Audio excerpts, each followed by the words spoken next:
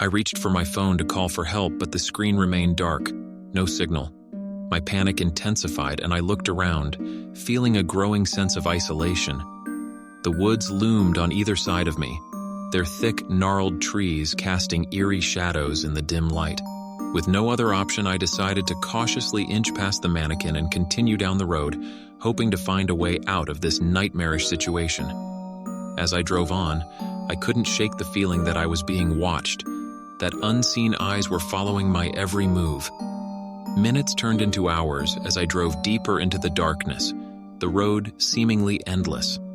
I had lost all sense of time and direction, and the oppressive silence outside the car had become deafening. The rain continued to pour and the forest seemed to close in on me, its dense canopy blocking out even the faintest glimmer of starlight.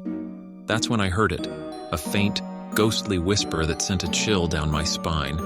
It was a voice barely audible coming from somewhere outside the car. I strained to listen, my heart in my throat, but I couldn't make out the words. It was as if the very air itself was speaking to me, and it filled me with an overwhelming sense of dread. I pressed my foot on the gas pedal, desperate to escape whatever haunted this forsaken road.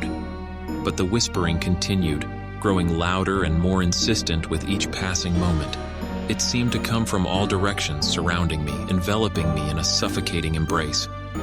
Tears welled up in my eyes as fear took hold of me, and I knew I had to get out of there, no matter the cost.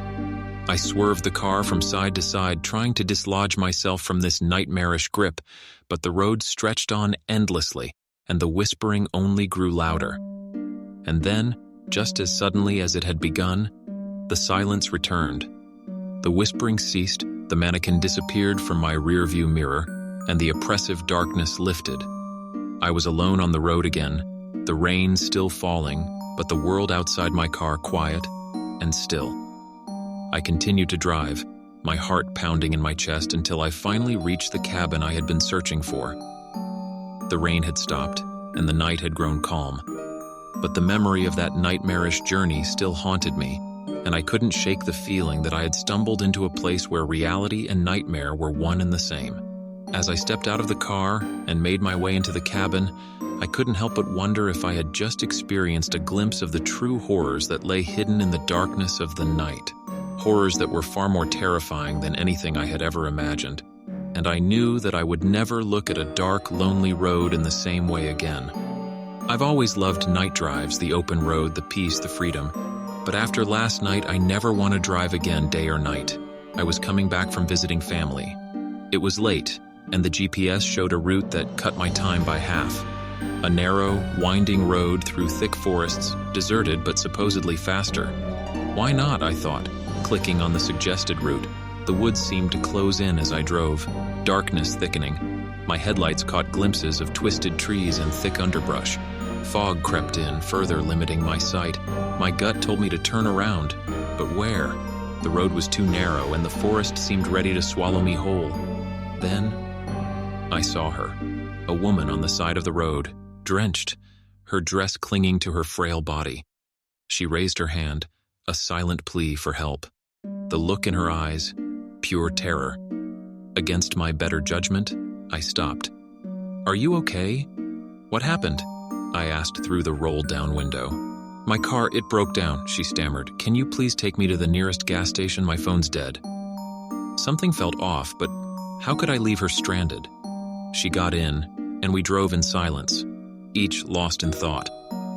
"Turn left," she suddenly said. "But the GPS won't help where we're going," she interrupted, staring ahead. Something in her tone unnerved me, but I took the turn. That's when I noticed the fog outside thinning, but instead of normal night, everything took on an eerie glow. The trees looked like grotesque figures leering at us. I felt like we were descending, though the road seemed flat. "I think we're lost," I managed to say. "We're not lost," she whispered. "We're almost there." "Where?" I asked, but she didn't respond. Suddenly, my car radio flicked on, emitting a static noise before switching to an old-timey song, lyrics warped and distorted. My dashboard lights flickered, my eyes widened. I saw it up ahead, a gas station, but unlike any I'd seen before. It was decrepit, the air filled with a putrid smell. Twisted figures stood by the gas pumps. "I need to get out," the woman said, her voice now lifeless. "You can leave now." I couldn't move. Paralyzed by fear, my hands clamped onto the steering wheel. "Go!" she screamed, and the force of her voice snapped me out of it. I floored the gas pedal and raced away, not daring to look back. As I sped off, the car radio flickered back to life. Only now it played a cacophony of screams before finally switching off. I don't know how long I drove, but I found myself back on a familiar highway. The fog had lifted and the GPS resumed its function. I made it home in a daze, unable to shake off the night's events. This morning I found muddy footprints on the passenger side of my car and a wilted flower on the seat. Was it a warning, a token, or a memento from a world best left untouched? I don't know. All I know is I can't escape the haunting gaze of the woman, the figures by the gas pumps, and the grotesque trees that looked like they were alive.